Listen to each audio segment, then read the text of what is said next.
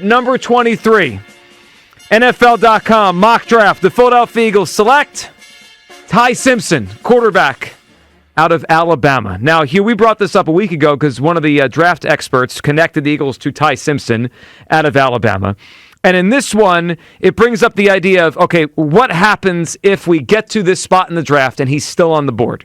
Because it would provide two things. It would provide the Eagles with a player that maybe they look at and say, this is potentially a franchise quarterback, or a trade chip, right? Because you'd got to imagine there's a team in the draft that wants this kid, and if he's sitting there at 23, what do the Eagles do? Hugh Douglas, first, before we get into what they should do, your thoughts on Ty Simpson, the quarterback out of Alabama? I tell you what, man, they say that he has a high upside as a young quarterback, man, and they're talking about he's going to be a first-round draft pick.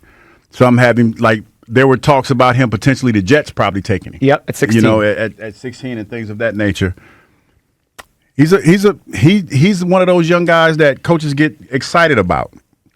I look at it like this, though, Joe, when you're asking a question whether or not the Eagles should take him.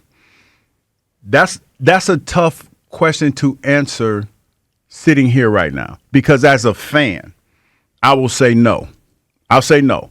But from the tea leaves that the Eagles have thrown out there, from the brain trust that the Eagles have amassed to try to fix the quarterback. And when I say fix the quarterback, people, I'm not saying that he's broken, but to fix this offense. Let me just say that. Fix this offense. Mm-hmm.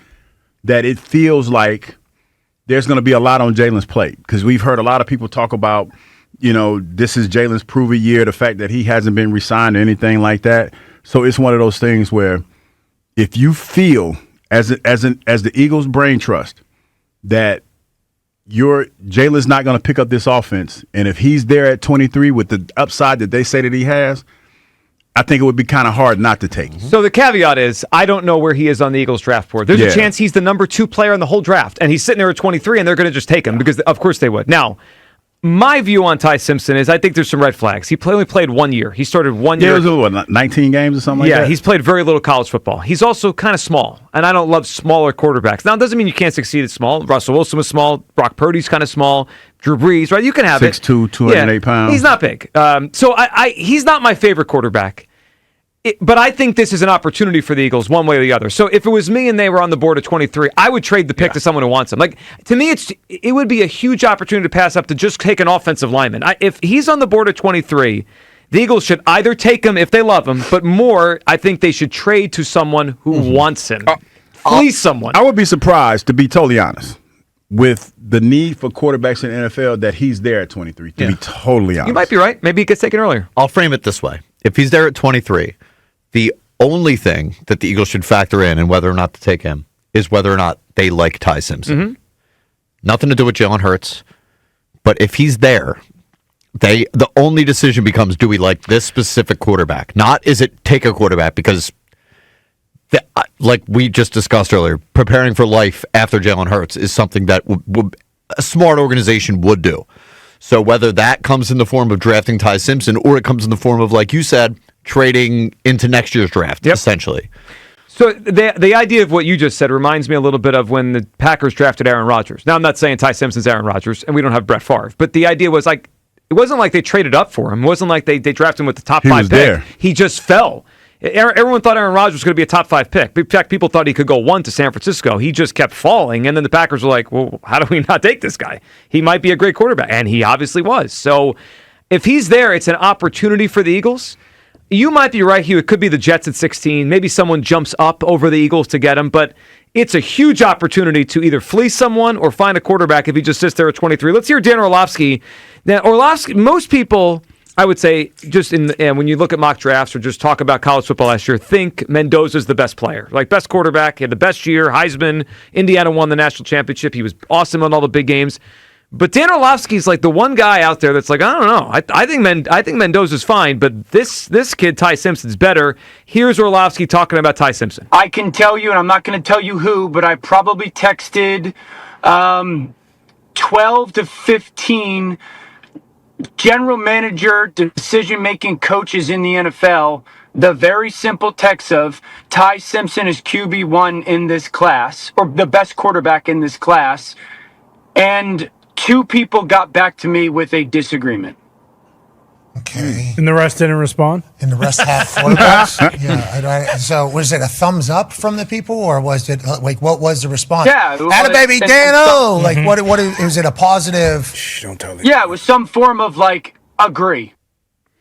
All right. Well, look, obviously that's a small sample, but as people in the NFL, there's a chance the best quarterback in some people's eyes in the draft is on the board when the Eagles go up to the podium. That makes the pick interesting to me.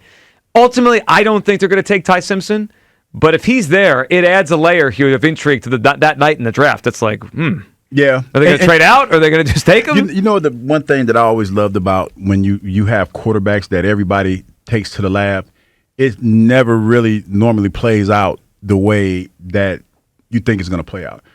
I can't remember which draft. I think it was the year that, was it Joey Bosa was drafted? Was that Mitchell Trubisky was in his draft? 2018 was Trubisky, Watson, Mahomes. Because I think it was Trubisky that they jumped up to grab, right? He went the highest. Yes, Yeah. and everybody was like, wow, nobody saw that coming. So it's one of those things, because the quarterback position is the one position that it could be one person's name the whole year. And on draft night, when it's time to make that decision, it can change drastically. So when you talk about teams that need quarterbacks that pick before the Eagles, I would be very surprised. I'd be surprised if we get past the Jets. The Jets have 2 picks, 2 and 16. Yeah, 16. I'd be surprised. I'd be surprised if it gets past the Jets, to be totally honest. They need a quarterback. Like, I love, Aaron Glenn, that's my man. We play together. But when you talk about somebody, you talk about Buddy taking you to the promised land. You mean Geno man. Smith? You mean what, must be going to Magic City to get some chicken wings or something. Yeah. That's the promised You know, land. I think I would rather do something like that, get a guy like Simpson at 23, than, say trade up, and if they're in love, live in a world where they're in love with Fernando Mendoza. I think I would rather just stand pat, because I guess I view the NFL in a way where it's pretty obvious now you don't need one of the best quarterbacks in the league to win a Super Bowl. Yeah, we've seen it 2 years ago. Better team matters more. That's clear with Darnold, and now it's clear with Jalen Hurts. So why would I give up multiple firsts and move up in a draft and then have to pay that guy in a few years when I could just get by with a guy who's slightly above average? I mean, that could be Jalen Hurts, that could be Simpson. I don't know, but I think that's sort of where I'm settled in right now in terms of in terms of how I view quarterbacks around the NFL right now. Simpson feels like the pivot quarterback in this draft. Everyone knows Mendoza's going 1. Everyone seems to think that no other quarterback's going to go in the first round. Maybe they're like second or third round picks. So the Eagles are in this spot where they could either take the kid if he's there, or I think fleece someone like that. That if I'm Howie, my dream is I'm on the board and Simpson's there. And then maybe I get a phone call from a team that's in the top of the second round, the Browns, the Cardinals, whoever, the Jets if they haven't gotten him already.